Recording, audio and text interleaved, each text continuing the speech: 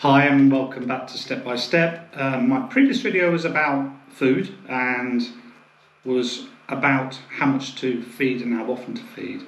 This one's more about food itself and also what to feed, really. It's more of a general sort of discussion, I would say. Let's just talk about fish species, okay? In food-wise, fish are classified into being either herbivores, carnivores, or omnivores, okay? And I'll have to say sort of. It's not. It doesn't exactly work that way. So herbivores, plant material, carnivores, other fish or insects or whatever that might be, and omnivores, anything that goes. Probably say that most tropical fish are omnivores.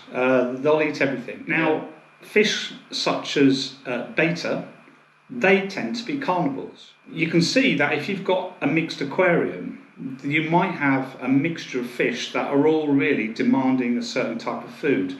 Now, when I said earlier, I did say sort of.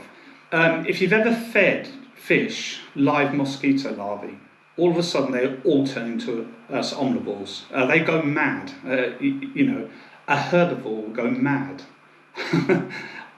totally mad for mosquito larvae. Okay, they absolutely love them. And by the way, I will be doing a video about raising mosquito larvae, really as a way to feed your fish, and also as a cheap way to feed your fish. That'll be in another video. I think it's safe to say that most commercial feeds that you get, anything. I'll pick up Tetramin. Most of these feeds cater for a broad or mixed aquarium containing herbivores, carnivores, omnivores, or at least they try to. Now, if you've got a single species tank, if you had like a betta in a tank by itself, then you'd be far better off making sure that you get food for that fish species. If you would prefer to target feed, in a mixed tank that had carnivore and herbivore, what you could do is to alternate daily between, if you like, a meat, I'll say meat-based, and the next day a plant-based food. So you can do it that way as well. So that is one option you can have. So let's talk about fish food types. So here's some. So there's loads. I've got a very, very small sample. So we have commercial feeds, which are these. So these are flakes, or here's an example, pellets. So there's some pellets. Live foods. So you can feed live food. You can feed daphnia, if you don't, sort of water flea, and things like mosquito larvae, bloodworm, those sorts of things. You can also get frozen food of all those things, and particularly things like brine and shrimps, and as I said, daphnia.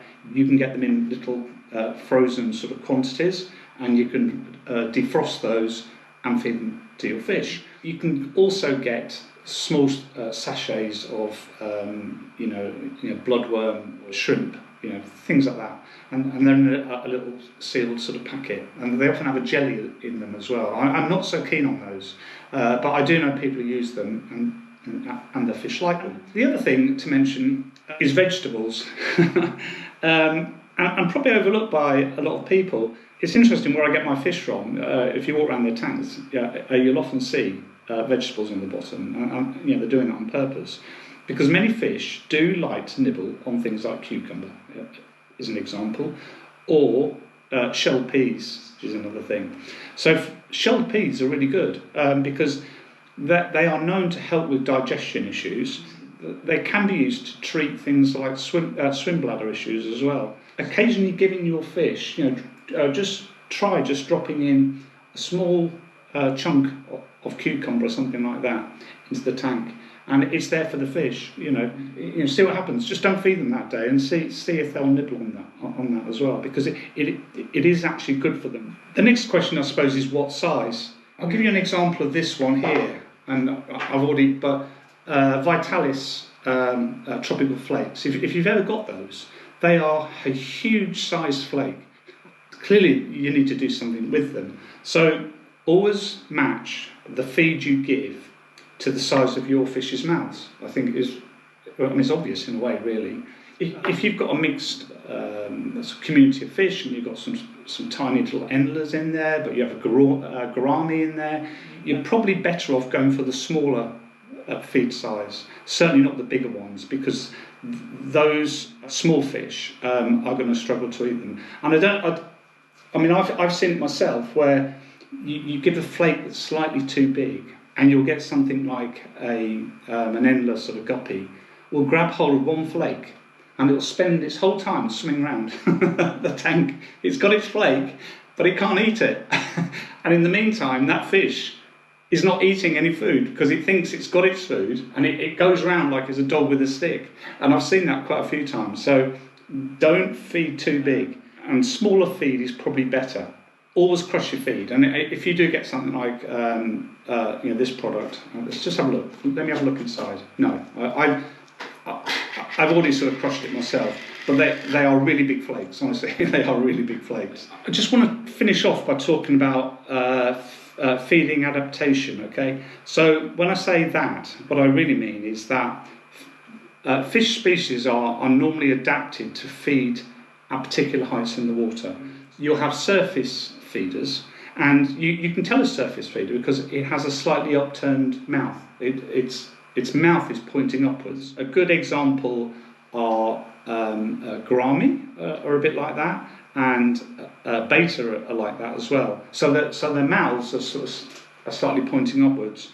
Then you have fish that let's just describe them as mid-water, and they have a mouth that's sort of forward on their face, if you like, straight in front of them, there.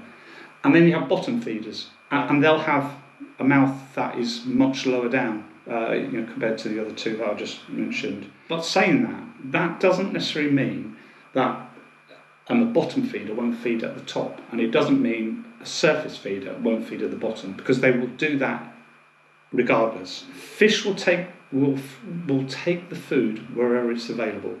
A really good example, I suppose, koi carp. Now, koi carp have a very low mouth. It's sort of right down here, right on their chin.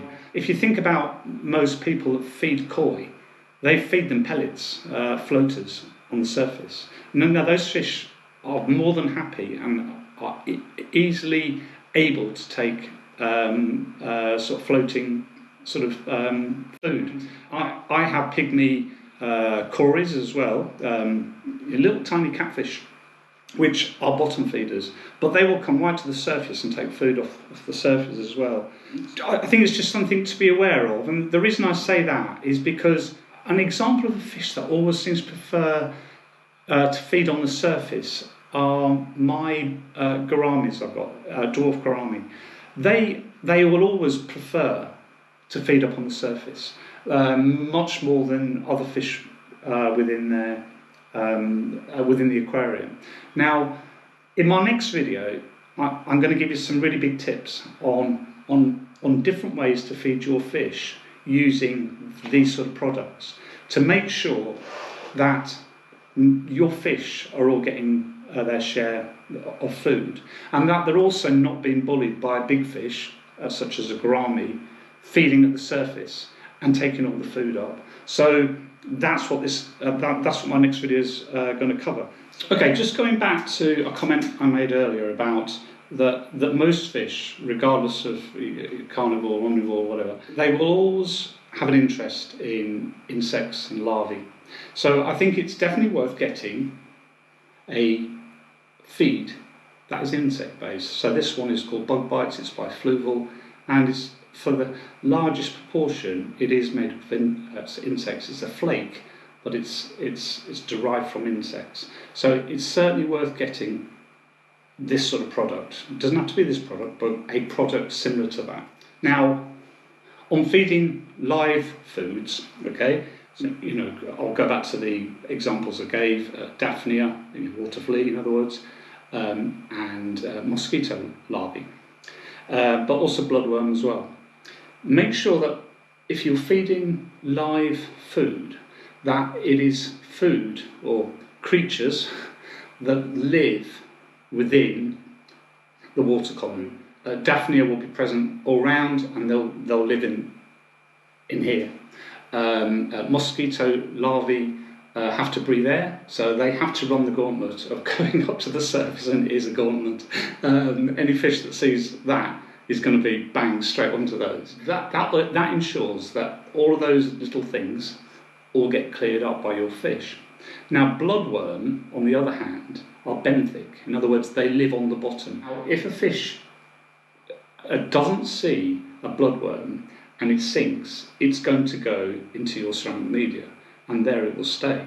Now, that isn't a problem. I'm not saying this is going to cause, some kind of infestation of your aquarium. That isn't going to happen at all. What is more likely to happen is that the conditions at the bottom of your aquarium aren't actually suitable for that particular sort of blood larvae. What will likely happen is that will die. So the bloodworm will die, and it will die in and under your ceramic media. Now, you might pick it up with the vac, when you clear up, but you could have numerous dead larvae under your ceramic media, and that's not. That's a bit like having a dead fish in a way within your aquarium, and you need to get rid of it. So avoid it is what I'm saying. If you're going to feed bloodworm, hand feed them to your fish, and I think the best example of that is to hand feed a sort of beta, because they can be a bit slow, and a lot of people actually put their fingers in and actually almost put the food in the fish's mouth. When you do that, that beta will eat that food, but they're very casual. They're a very casual fish, and if you drop them in there's a bloodworm on this side, they're so sort of casual that they'll probably just ignore it, or by the time they even come over it, it's too late. The other thing I'd say is buy a variety of feeds. Don't just get one food and feed your fish the same food day in, day out, day in, day out. You wouldn't do that with a cat, and you certainly wouldn't do it with a dog, or you certainly wouldn't do it with a cat and get away with it. I think it's worth just having a rotation of food, which is what I do. This is in effect my rotation of food. Here, I feed that one day, that the next day, that the next day, that the next day, and start all over again. And by doing that, because these are all different products from different manufacturers, if you like, they all have benefits that might be a bit different to the other one. So by changing this around, you're increasing the chance that your fish are getting the benefits of a whole range of sort of feeds. There's one thing about doing that, I must add, and it's all right for me with my four aquariums, is that even a small pot of food goes a long way, and it will last quite a long time. That is my last sort of tip, really. When you buy food, buy small. Okay, don't buy bulk, large pots, because most of these have a use-by date, and they don't always show it as well. So one of them actually does, and it says used within 6 months of opening. In other words, after 6 months, that food is starting to deteriorate. Now, there's a big question, well, what happens with the other ones? And the answer, I don't have an answer to that. But let's just work on the basis that fish food is out of date after 6 months of opening. So therefore, it makes no sense, and it is a false economy to think you just get a very large pot of something, because chances are that food, after a certain time period, is going to sort of devalue in its quality. Always buy small and buy numerous, is my suggestion. So there you go. That's what I do anyway. It's up to you what you do. Okay, right, just to finish off, to say thank you for watching this video. A big thank you for subscribing. If you haven't subscribed, please subscribe, blah, blah, blah. Don't forget to give the video a thumbs up, and I will see you on the next video, and take care. Right, bye.